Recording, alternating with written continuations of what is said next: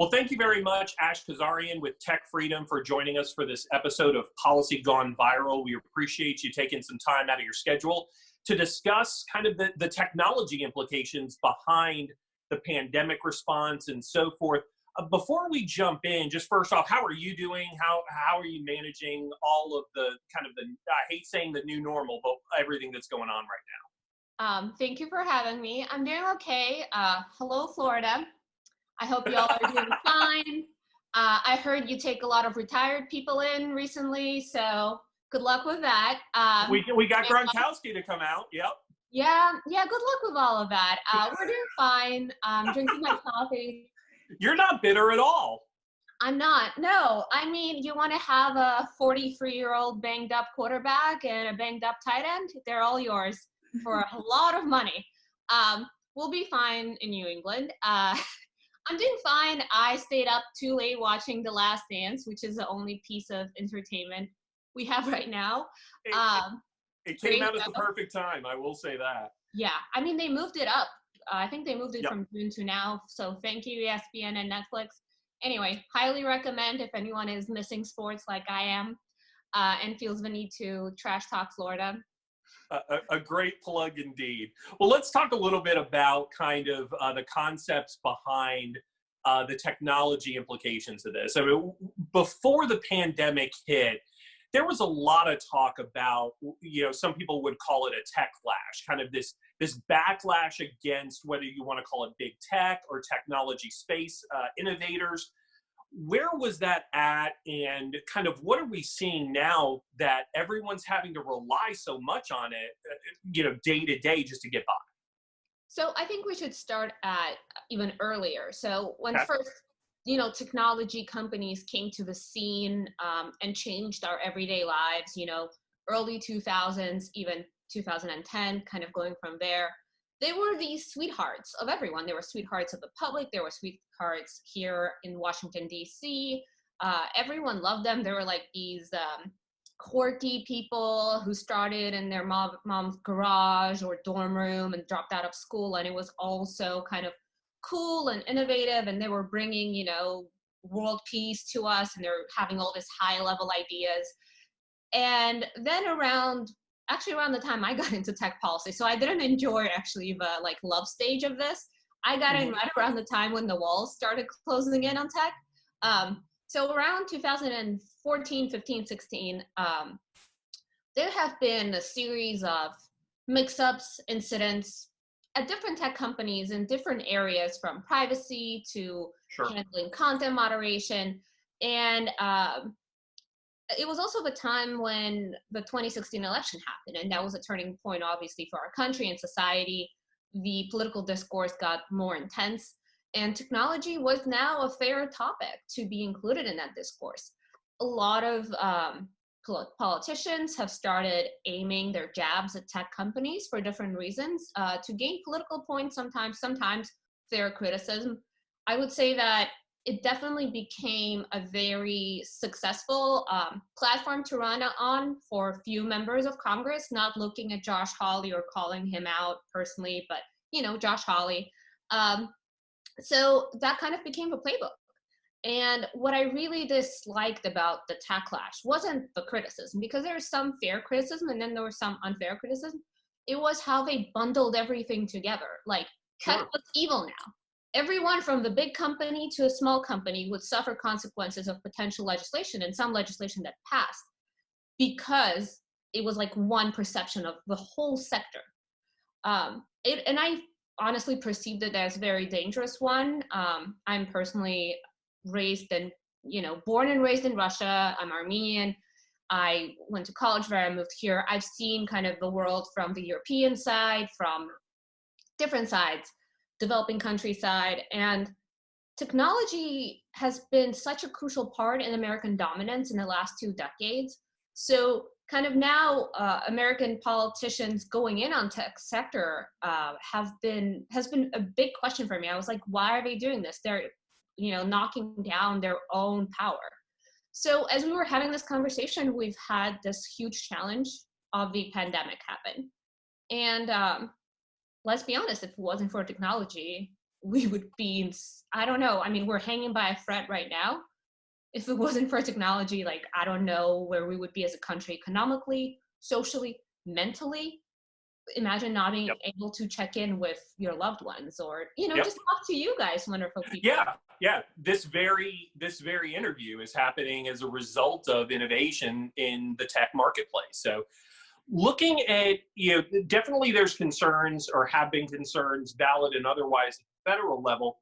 As we come out of the pandemic response and into the economic kind of recovery path, what kinds of things are you hoping to see either at the federal, or just as importantly, maybe even at the state level, for policymakers to begin navigating in the tech space and decisions that they might have to make? So in your previous question that I answered in a very long way, you kind of asked, okay, so is techlash still happening? I think right now we've seen polls and we've seen public opinion that has been shifting. And people have been realizing that, technology is not all that bad. It's helping us. Tech companies have been dedicating a huge amount of resources and time trying to fight the pandemic and be out there with our frontline workers. So what I want to see and what I hope to see is, both on state and federal level, for policymakers and decision makers, not to, cut tech some slack. I'm not asking for that, but just go back to neutral. Go back to the beginning. Let's start fresh. Clean slate.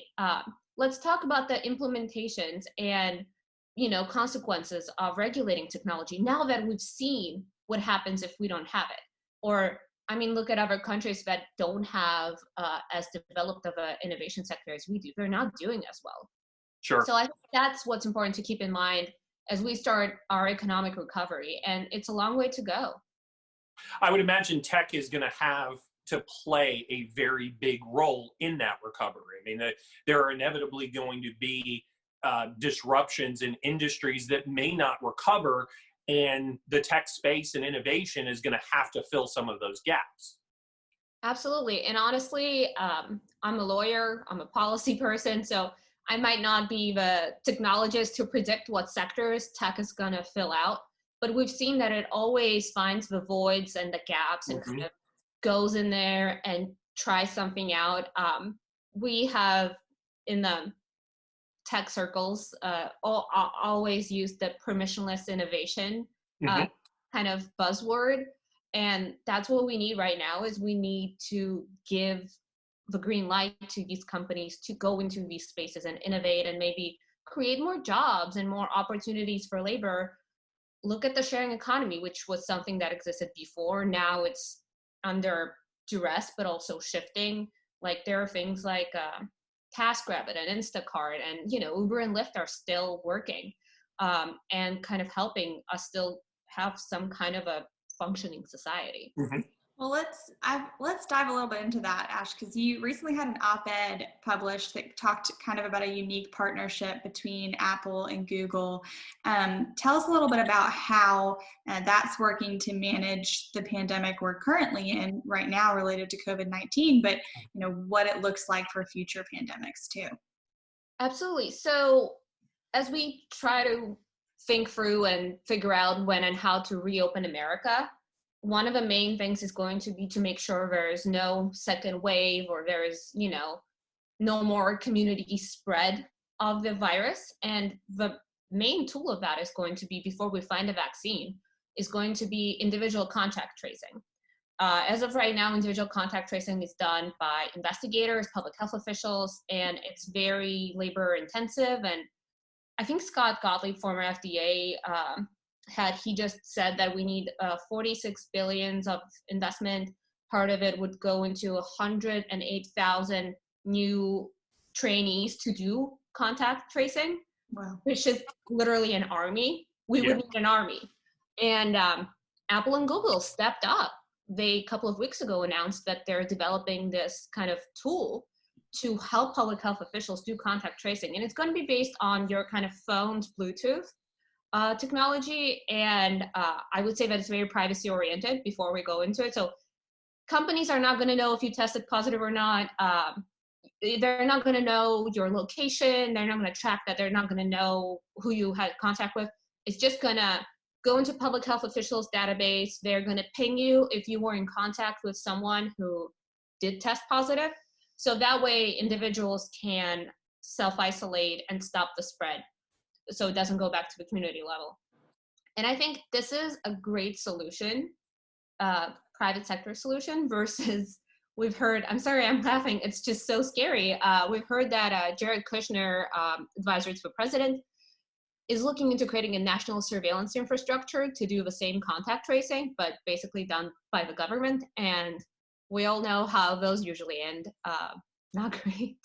Yeah, and that's something where I think there's probably a legitimate concern of lay people on the privacy aspects of it. And it would appear, at least at first blush, that a free market or a market-based solution would address that far better than a government-based solution. Am I kind of reading that right? Oh yeah, absolutely. Yeah. And I mean, obviously, private companies are going to be working with public health officials. It's going to be Sure. kind of private-public partnership.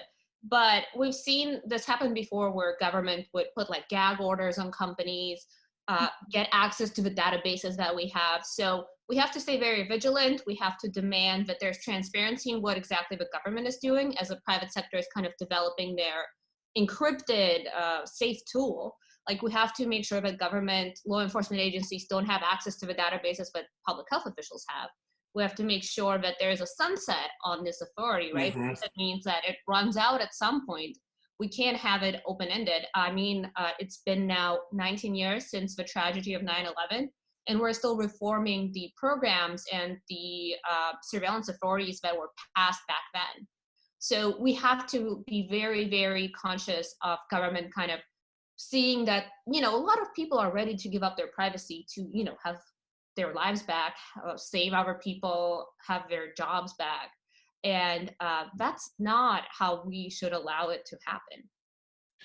Well, you and the folks at TechFreedom have done a ton of writing and research and analysis on a whole lot of these efforts, not just, you know, at the federal level, but in states as well. Where can folks go, either your website or kind of your social media? Where can they go to kind of get more information and kind of follow you?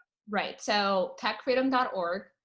We're also on Twitter at TechFreedom. I'm on Twitter at Ashkhen, ASHKHEN. Thanks, Mom, for that. So yeah, you can find all of our work there. We also have the Tech Policy podcast that has 20-minute, you know, policy bites. So if you're interested and bored and you need to listen to something while making banana bread, go there. Well, we will be sure to include this in our banner and help get the word out, because like I had mentioned, you all are kind of the subject matter experts on not just tech policy, but also kind of where it intersects with legal policy. And that's going to be real important moving ahead. Ash, thank you so much for joining us today. We really appreciate the time, and keep up the good work. Thank you so much for having me. Thanks, Ash. Talk to you soon.